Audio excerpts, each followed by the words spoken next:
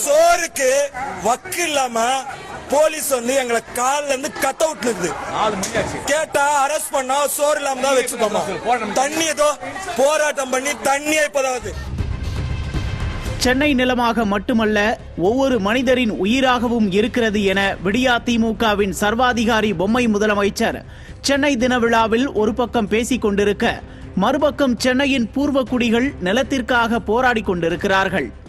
அடுத்த வேளை உணவுக்காக அல்லாடி கொண்டிருக்கும் அன்றாடம் காட்சிகளிடம் லட்சங்கள் கொடுத்தால்தான் வீடு என பேரம் பேசிக் கொண்டிருக்கிறது இந்த விடிய அரசு. இதனால் நிலை குலைந்து போன சென்னை வாசிகள் இலவச வீடு கேட்டு தலைநகர் சென்னையில் போராடி உள்ளனர். சென்னை கண்ணப்பர் திடல் அருகே மாநகராட்சி வீடற்றோர் காப்பகத்தில் தற்காலிகமாக தங்கியிருக்கும் 108 குடும்பங்களிடம் வீடுகள் ஒதுக்கப்பட இருப்பதாக கூறிய நகர்ப்புற மேம்பாட்டு வாரிய அதிகாரிகள் அவர்களிடம் இருந்து ரூபாய் 4,75,000 செலுத்த வேண்டும் என கூறியிருக்கிறார்கள். ரூபாய் 1,50,000 உடனே செலுத்த வேண்டும் என்றும் மீதி தொகையை வங்கிக் கடன் பெற்று செலுத்தலாம் என்றும் கூறியிருக்கிறார்கள். இதனால் ஆத்திரமடைந்த மக்கள் வீதியில் இறங்கி போராட்டம் நடத்தியிருக்கிறார்கள்.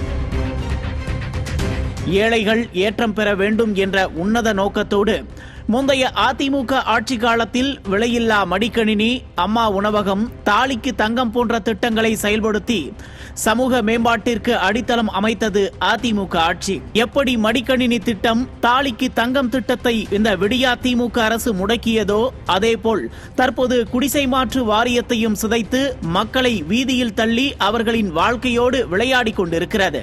அன்றாடம் கூலி வேலை செய்து பிழைக்கும் மக்களிடம் கரன்சி எதிர்பார்ப்பது அரசுக்கு அழகா என மக்கள் கொந்தளிக்கின்றனர். இதற்கிடையே வீட்டு வசதி வாரியங்களில் பல்வேறு முறைகேடுகள் நடப்பதாகவும் சொல்லப்படுகிறது. அதிகாரிகளின் துணையோடு ஆளும் தரப்பின் ஆதரவாளர்கள் போலி ஆவணங்களை பயன்படுத்தி வீடுகளை பெறுவதாகவும் குற்றச்சாட்டு முன்வைக்கப்படுகிறது.